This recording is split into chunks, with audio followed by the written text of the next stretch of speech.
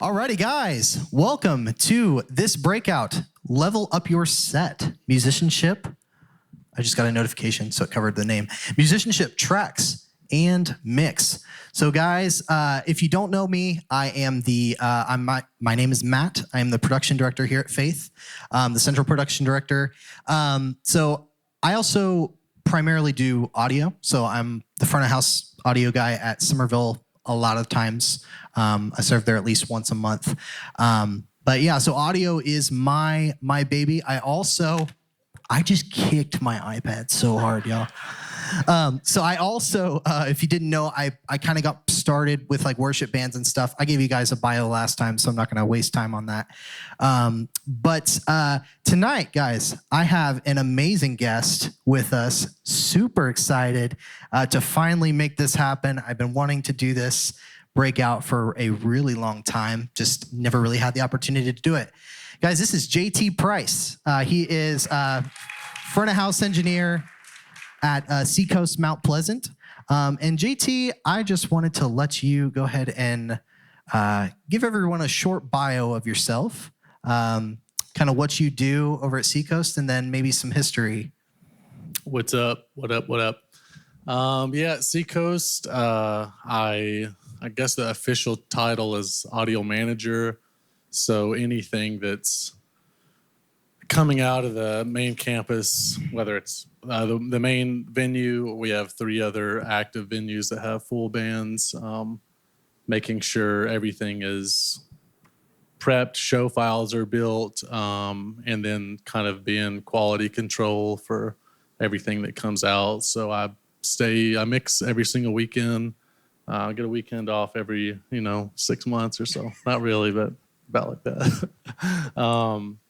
But I've been at Seacoast for 5 years.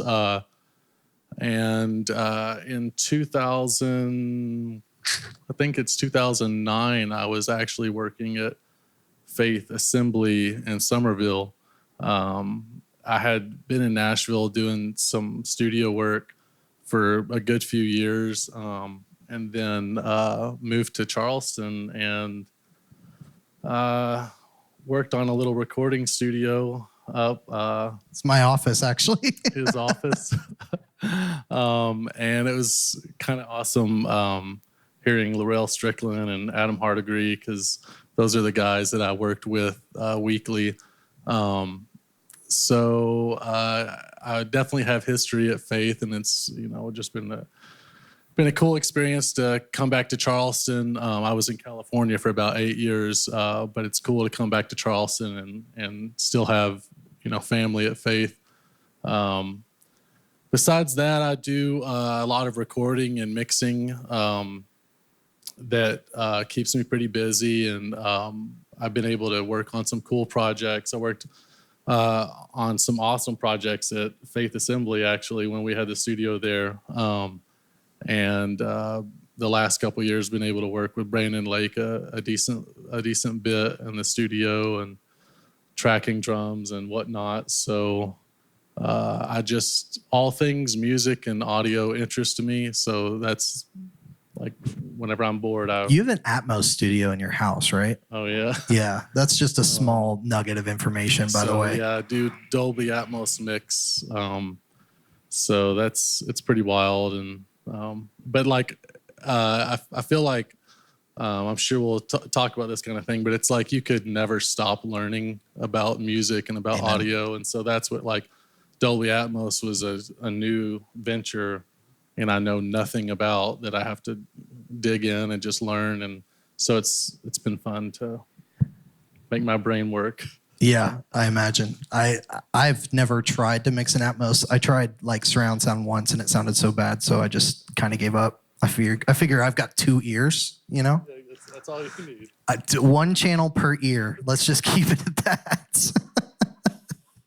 All right, guys. So if you weren't here the last time that I did a breakout, we talked about dynamics in the band. So what I mean by that is not, I had somebody ask because they were confused, and it made a lot of sense why they were confused.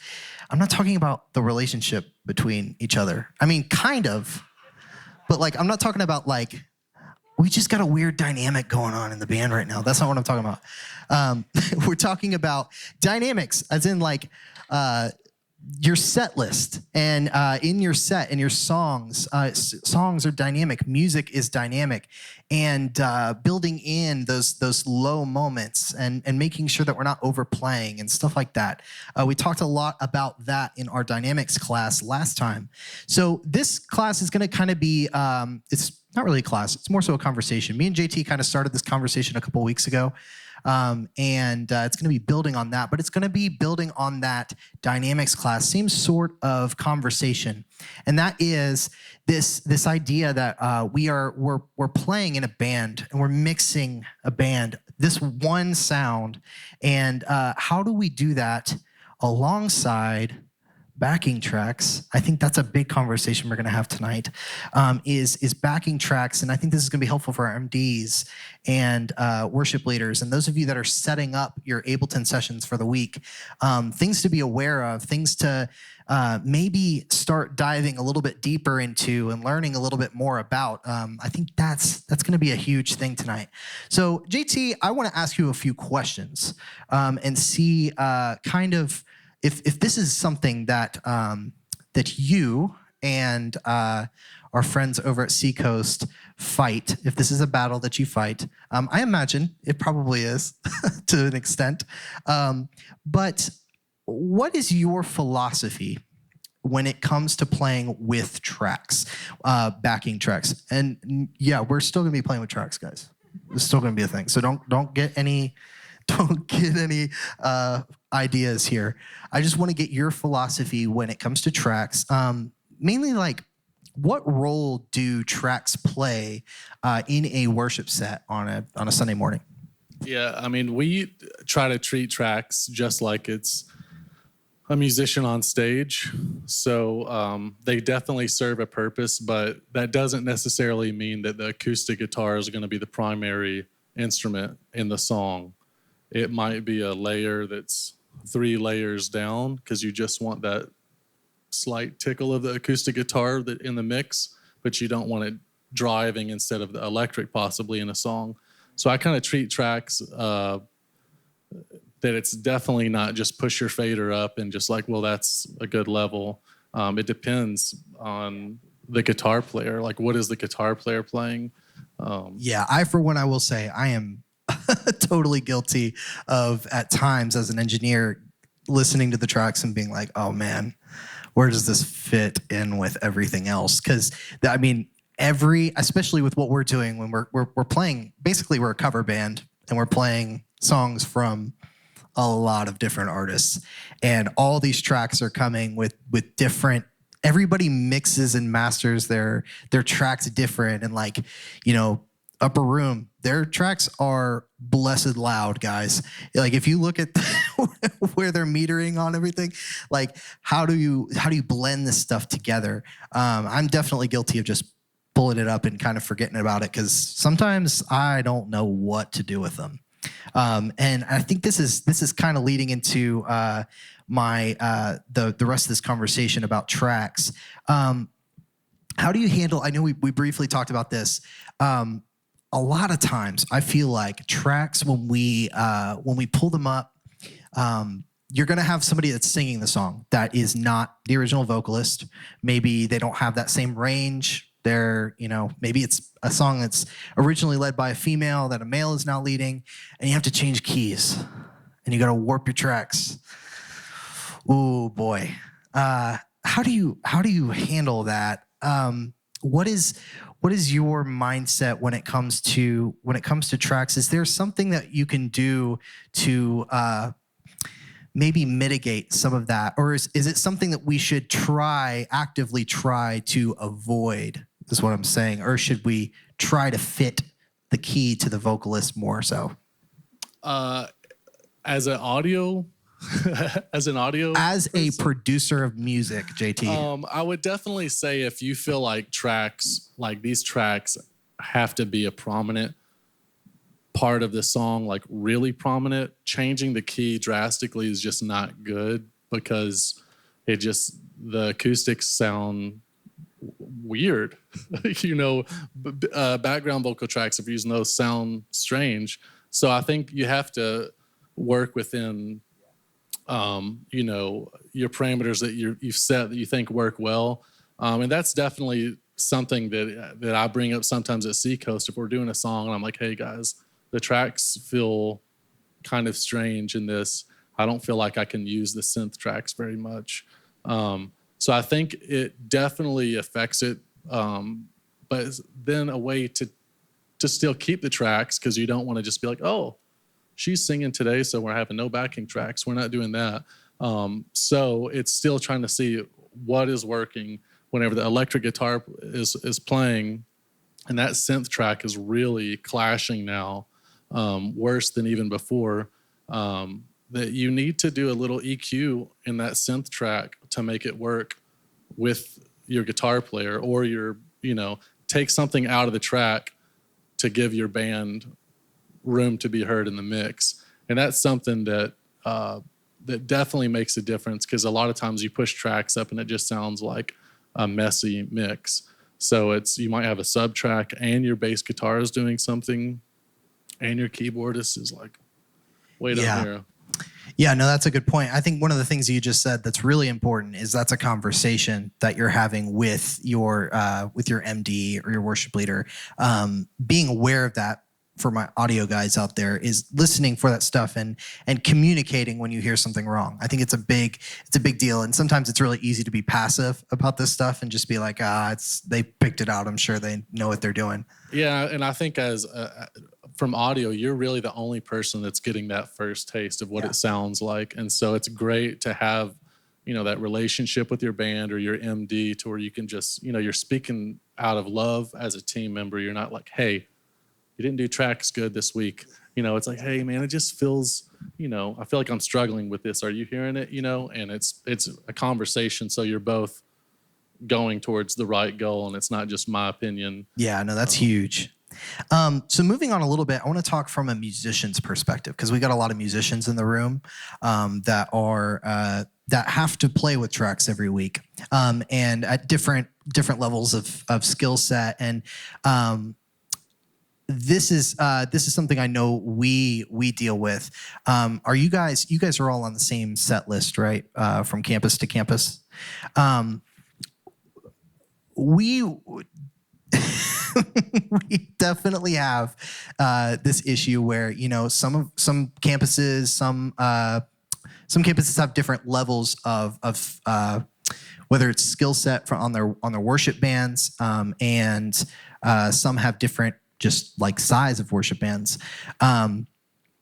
Is there any? Do you guys make an attempt to think about those campuses when they're picking their set list? I don't know if I'm asking you stuff you don't know necessarily, but when you're picking your set lists, what are they thinking about as far as other campuses and skill set of musicians? Are they considering that when they're set listing, or is there a general expectation that everybody's going to be able to learn their parts and play to the tracks? Yeah, I think there's. I would say in general, there is an expectation that they will be able to play the parts to a certain limitation. Yeah. There might be a synth part that there's no way somebody's pulling that off live. So that's our backing tracks. Okay. But I definitely think even in writing music and stuff like that, to where they have to think, you want it to be cool, you want it to be accessible, though. You want it to be to where the congregation isn't so mesmerized by this wild guitar stuff or drum stuff that they can't worship. So I think we definitely try to, when we're planning stuff, to controlled creativity, like to where you're not just trying to wow people. Yeah. It's not really about that. It's like, how can we create a good environment where people can enter into worship? And so, I think you have your different skill sets, and that's definitely when they utilize tracks for the MD saying, hey, we only have one electric or we have no electrics this week. Yeah. Let's make sure I set my lead track on the guitar at this level, my rhythm track at this level. and it definitely helps fill the band out. Yeah, no, that leads actually into my next question or conversation that I wanted to have, which is talking about from a musician's perspective again, when we're playing or when you're learning your parts. This for me, when I first started playing with tracks, was a huge challenge because I was as an electric guitarist, I really wasn't super skilled yet in worship music and playing contemporary worship. So playing with tracks and all of that and everything that entails, it was really challenging because I felt like there is you have this finite, never changing, just basically playing the record without vocals, and you have to play with that. And I felt like I didn't know where I fit into that as the musician, and that's kind of where I want to go with this conversation a little bit. Is as you play electric guitar, right? Drums. Never mind. Okay. As an electric guitarist, right? So a lot of these tracks that you play them from multitracks.com and download them, and you'll have like 9 electric parts, right? And same thing goes for like keys and different piano parts and stuff like that. What would be as a producer? There we go. As a producer, what would be your approach to? I have 2 electrics on stage. Each of us have to play parts that make sense for this song. And what would be your approach to what tracks you leave in? What tracks would you take out? And would you learn those tracks identically to what the record was doing, or are there things that you're going to change with it being a live mix that maybe you take some liberties with it? And because backing up just a second, for me, I do like a more personally, I like a really simple electric mix. I like hearing 2 dueling electrics, stereo, just holding down the fort in the mix. But then a lot of times you'll blend these, you'll hear these other electric parts that are in these tracks, and you're like, man, that sounds kind of good. I do like that. But at what point does it start to like really muddy up your mix and so on? What parts should you learn? Are there things to keep in mind when you're playing with tracks? Does that make sense? Yeah, I definitely. To me, your main hooks, it's ideal if your actual guitar player is playing the main hooks of the songs. Anything that sticks out that's that far, it's definitely ideal. It's at Seacoast, fairly often we might have a song that has maybe a really interesting acoustic part that's just like nobody's doing that live, and I'll have it in with the tracks. And I think the average church member is not going, wait, his fingers don't match up perfectly.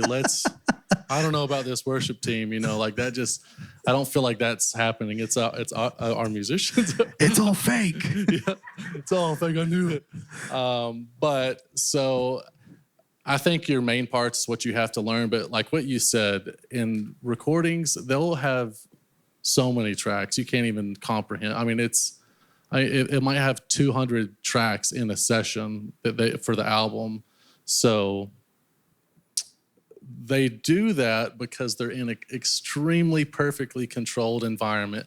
They can know that if I put this synth at negative 49.7 dB, it works perfectly. But in a live environment, to me, that just really clutters up your mix, where you have 3 guitar swell tracks, 3 pad tracks, 4 synths, a piano, and 2 acoustics. And that's maybe not a big, like for multi-tracks, they're a lot bigger than that often. So to me, I think you let your guitar players play the main hooks, play the main parts. And if you feel like, man, I need a little bit more rhythm, I need just a little bit more, you can creep that other electric in there. But I think you have to, as an MD, whoever's doing that, you have to listen through the tracks and put on your producer hat, because it definitely doesn't work for every campus. And it doesn't work for every team. Even you might have, a different keyboard player or something that you're like, hey, let's pull these tracks out. We don't need these. Okay, so you're saying don't just download the Ableton session and press play on Thursday night. Okay. That's perfect. Perfect. Okay. Yeah, so that definitely, you are leading right into the next thing that I wanted to ask. When it comes to editing tracks, as an MD now, or worship leader, depending on the campus, what are those things before rehearsal starts and you downloaded this session? We send our session out from Central to all of the campuses. What are those things that you're immediately going to start kind of listening for in the tracks to either take out or keep in? It sounds to me like you and I think alike in tracks, in that if it doesn't need to be in there, it shouldn't necessarily be in there. Maybe for a live session, you could take that out. And I don't know, to me, it makes it a lot easier to mix because you're not sitting there like, oh man, this stereo channel has like 9 instruments in it. You turn the piano up louder and louder. You're like, no, it's not the piano. Because, you can't be doing that in the live service. Right. So editing, what are some tricks for editing tracks? For me, at least, I know sometimes I'll go in, and if there's something that I really want to keep, for example, we did a student conference a couple weeks ago, and one of the songs had this really cool vocal chop thing going on in it. It was very like a vocal part. It was a Planet Shaker song, and they do some really cool like vocal effects and stuff in their stuff. But for me, I was able to, I didn't like the way that the vocal track blended with our live vocals, because I knew it was going to sound like super ultra produced and like it was not going to mesh well at all. So one of the things I did, I went in and actually, I tried to, I added a low pass filter to that choir track to kind of make it a little bit more distant, just in the background.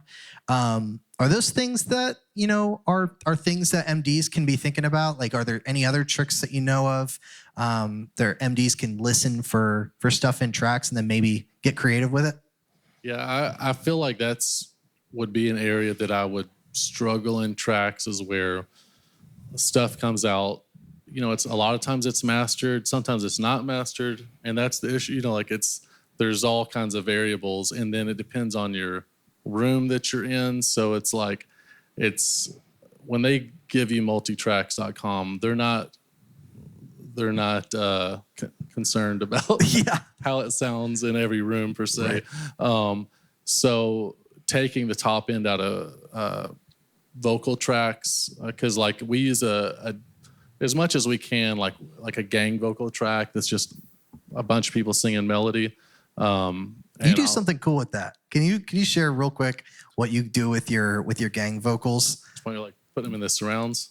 Yes. So we have surround speakers at the Mount Pleasant campus. So all the gang vocals go to the back of the room and are hitting you like this. So when you're in the audience, it feels like everybody around you is just singing. Which then makes you have the freedom to like sing out. So it's pretty cool. It definitely, we try to make it not sound artificial. It just feels like everybody's, and usually my boss, there's nobody up there. Sometimes he'll like go like this, like if the crowd's really singing, and I'll be like, it's not vocals. It's the crowd, actually. That's hilarious. No, I thought that was cool. Continue. But I think also, there's often, like a lot of times, low, like to me, top end in tracks. So it's that anywhere from, wherever you're hearing it, 3K to 8K that you're maybe having to control, or low pass, like you said. Also, the low mids take up a lot of space to me in tracks, because you have guitars going hard. You have a piano, like you for sure have guitars and piano on stage, basically. And so those already cover up a ton of space from 700 hertz to 150 hertz. So if you have a synth in the tracks, you have a pad in the tracks, anything else, I often am making a cut around 300, in that area. Because it's just like you want the essence of the tracks. You don't want them to be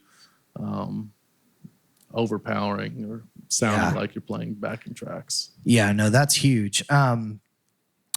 Yeah, so for MDs, don't just set it and forget it, guys. I think are there areas you said like top end sometimes can sound kind of crazy. I will definitely second that. There is something that tends to happen in mastered music where a lot of people like what's called like a V curve in like EQ, where your top end is really pronounced and your bass is really pronounced. If anybody remembers the old like first generation Beats by Dre headphones, they had like a massive V curve in the EQ. And that is something with a lot of mastered music still, even a lot of it will have kind of that sort of tonal shape where your synths are like really cutting and biting up top. And then you change the key. Oh my goodness, yeah. So you bump the key to a different key. Maybe you go up slightly, and then it just all sounds like the Chipmunks. And it's man, tracks. It's fun. It's a fun time. As far as PERT goes, can you actually explain with the way that you have your tracks separated? It's a little different than I know we do typically. You have like a dedicated like a guitars track. Can you walk me through what's coming from the stage? Like how is it being split? I'd love to know that. Yep. Our tracks in all the venues at Mount Pleasant are ran Dante, which makes it very simple for if they're like, hey, we have another stereo track. Usually I have, it's available right there. I can just add another track for them. But in general, track breakdowns, click guide, a stereo percussion, stereo sub, stereo guitar, stereo synth, stereo pad, stereo vocals. So you separate your synth and your pad. I think that's a big one. So you guys are actually going through and listening to each synth channel and finding the ones that are pads. How would you describe the difference between a synth and a pad? Yeah, so sometimes they're using like an infinite pad that they've just created that they'll have swell in, or like at the end of the song it dies out. So sometimes it's just an artificial kind of infinite pad that they've created. But a pad would, I don't have the scientific definition, but it would basically, usually it's a key sound with like no attack, just almost like a string tone, basically. Yeah. So the thing that we'll do also with our pads are we throw it to our surrounds also, because it just basically gives the ambience, and you don't need it to like cut through the mix really anyway. You're just kind of there to create like a heavenly ambience. So keeping the synths and the pads are nice. Just, if you have the availability to split stuff off, having a sub bass track definitely makes a big difference. For whenever it needs that extra umph, you just leave my synths alone. Yeah. Cool. So you kind of alluded to this a little bit earlier. You were talking about the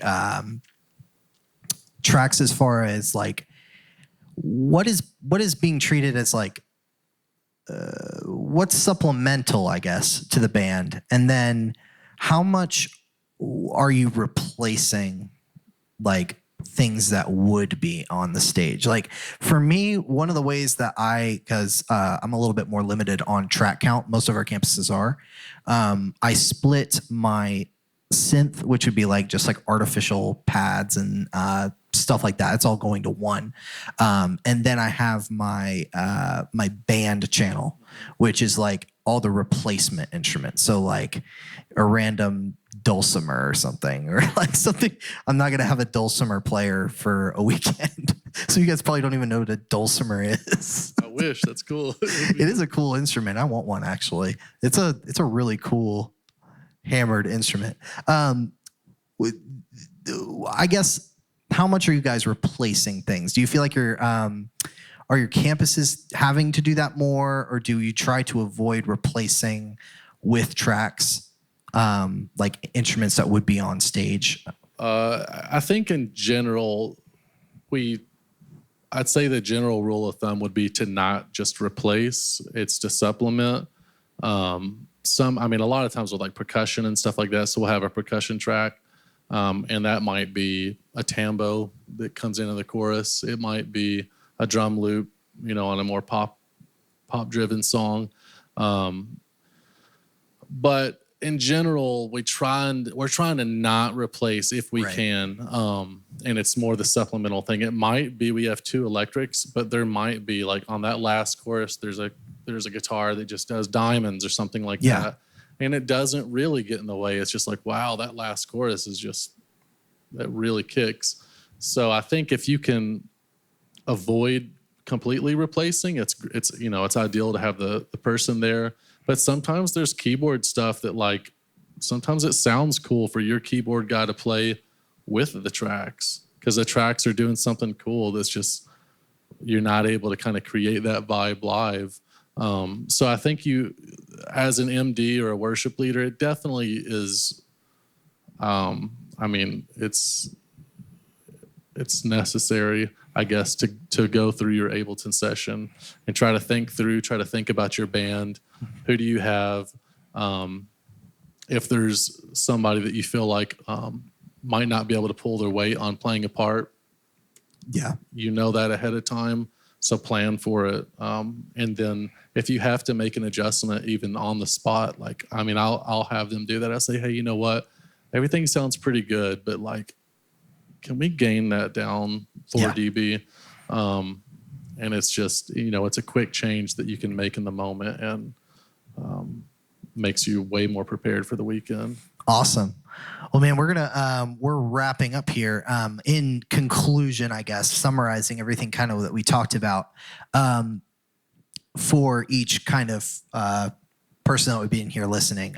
So the big thing for me, when it comes to playing with tracks, is that it is kind of a weird thing, like that a weird battle we fight in 2024. And it definitely is something that, growing up and playing worship bands, tracks didn't come around for me until later. I'd been playing in bands before where, tracks weren't a thing. It wasn't something that you thought about. And it is definitely one of those things. I feel like what you don't know doesn't hurt you when it comes to tracks. Like sometimes I feel like tracks are these super produced, amazing sounding things, and trying to get them to blend with your band sometimes it doesn't work, and sometimes it does. And for my front of house guys, being aware and listening for how those tracks are blending. I think I try to take time during rehearsals and listen specifically to how the tracks are blending, because I also know that our worship leaders and MDs don't have a ton of time to do this throughout the week. So I'm trying to take this moment when the whole band is playing together and listen for how those tracks are blending. And sometimes I'll even just take the tracks group and pull it up a little bit and then pull it back down so I can actually hear what's tracks and what's not. And then if there's something that's sticking out, or maybe there's something that we could make a little bit more space for, we'll go back and actually turn tracks up or down on Ableton to kind of get it. Like if you can make a note, I'll do that. If I'm mixing, I'm like, oh, I heard something that I think might make a difference. Yeah. Just make a little note on your phone. And after practice, you can talk to the MD. Yeah, that's big. So communicating as a front of house guy, communicating to your MD and your worship leader when you hear that stuff. Big thing for me that you just said was after practice, not like running up on stage. We gotta fix it now. Keeping. And I would say that for like as a audio guy, having a good relationship with your band, your worship leaders is like so important, because if you have an opinion and they don't trust you, nobody cares. You know what I mean? Like, you want them to trust you, that you have their best interest and the leadership's best interest all the time. So try to work on that if you don't already, but like develop relationships with everybody on stage. Yes. So you can talk like brothers and sisters in Christ and not judgmental. We're all in here for the same purpose. Yeah. And having a suggestion for an MD, like, hey man, felt great. Here's just a little thing. For them, that lets them know that you're paying attention to, that you're not just like, yeah, on Instagram back there. Yeah, no, that's huge. And then for our MDs and worship leaders, the guys that are setting up your tracks on a weekly basis, I think, guys, this is so important to take a little bit of time, if you can, take some time, listen through those tracks. And the more you listen through the tracks, and even if during rehearsal as a worship leader, you bounce off stage and just listen to the way the band sounds. Listen for different things, because I know a lot of you guys don't necessarily have front of house engineers at your campus, or you're more limited than that. Get down there and just listen to what the band sounds like playing with the tracks, and I think that you'll begin to kind of catch and learn how your band sounds. What are they good at? What things do your guitar players really do well? How does their tone sound? How does it blend with the rest of the band? And all of this stuff, we're talking about tracks mostly today. All of this stuff contributes to one mix. At the end of the day, we're not just talking about tracks. We're talking about everything on stage. But tracks specifically, I think, because you have a lot of control over it. You have a lot of control over what fader is pulled up and what fader is pulled down. But listening to the way it sounds at your specific campus, in your room, if you feel like there are some of these tracks that are just designed to be at the loudest arena you've ever heard. That's all I'm saying, is there are some of these tracks, specifically I've noticed, this is a little bit of a tangent before we end. I have noticed, like, there are some bands, specifically I would say Belonging Co. I know from experience, their room, they run it hot. I mean, like, really hot. They run like concert level. Henry Seeley's from Planet Shakers in Australia, so like they run things really loud. And some of those songs, you can listen to it and you're like, yeah, I can tell that was made to be hot. That was a hot song.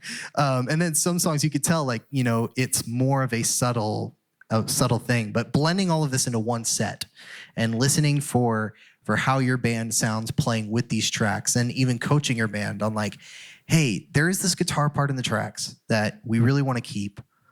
And how are you sitting and playing with these guitars? And then, obviously, I think personally, I'd love to see a day where we can mute every single guitar in the tracks and just roll with the guitars live. That's my dream scenario, is just no tracked guitars. But awesome. Well, I think that is about it, guys. Is there any specific questions, really quick, for JT about just anything we were talking about, or anything as a front of house engineer maybe we didn't necessarily talk about today? Or me. You could ask me questions too. I mean, I'm here too. Yeah, brother.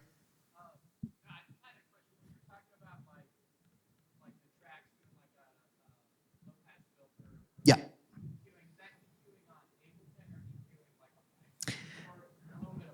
When I was talking about it, I was actually talking about literally dropping an EQ plugin on Ableton on the track.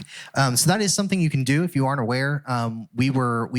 We've been playing with a lot of our bands actually use an LPF. So because we do a lot of flow.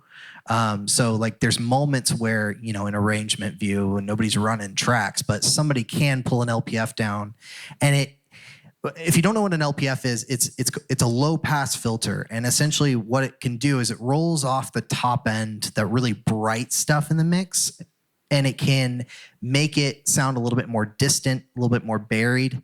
And we actually will do that on all of our track buses and have it linked to one knob on their little controller, just so instead of pressing stop or like a fade out button, they can pull those down, and maybe it's in a loop, and it kind of creates that like infinite pad type thing that you're talking about.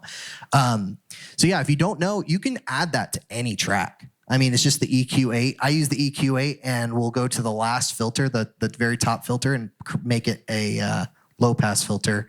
And you can EQ tracks as much as you want. I do that a lot as when I have the opportunity to hear the tracks, especially like if there's any BGV tracks that I feel like could work, I do try, especially for like big events and stuff, I'll actually go through and actually automate on Ableton and automate volume to come in and out and maybe clip tracks around and do cool stuff like that.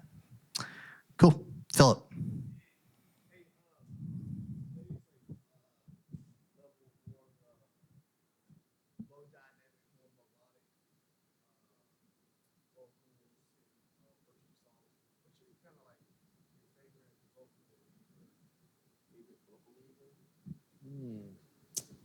That's a good one. Like favorite company or style, like a plate or hall, like that, just in general? That's a good one. I use, like in the studio, I use Valhalla stuff. I have Liquid Sonics is another company that makes some good stuff. Live, I use the Digico, and I have an Epic Verb, I think. It's Waves Epic Verb on my snare. So it's usually a mix between, for live, Waves and Digico.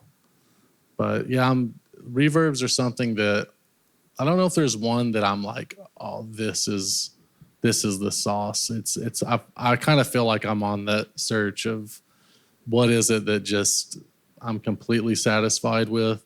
And I think everything I'm using works great. It's just, you always want that thing you just put on and it's like, oh. Yeah, there's a couple that I really like. Not so much live, because pretty much everything I do live is going to be Waves. But I love Slate Verb Suite is really good. All the Valhalla stuff is great. I mean, you can't go wrong with Valhalla. Soft tube, yeah. There is one thing with Valhalla, and that is it's become so ubiquitous that I can literally hear it on a track. I know if you use Valhalla, I'll know immediately. It's got a sound. It's got a very, very specific sound. It sounds great, but like everybody uses it now. So it's so kind of ubiquitous. And then East West Studios, their Spaces is really good. These are kind of expensive, but I'm sorry. And EQ your reverbs if you can. EQ your reverbs.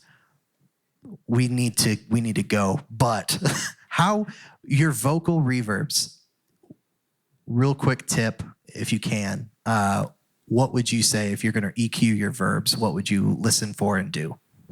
I almost always high pass all the way to 300 on my vocal verbs. Sometimes it feels a little weird. You're like, oh no, I'm going to miss it. But it's like once everything gets rolling, you don't miss it. And I do the same for drums, maybe at like 200 for drum reverbs. But like, I mean, I've done this so much where I'm like, man, everything sounds pretty good, that just something's not right. And you like high pass all your verbs. You're like, oh.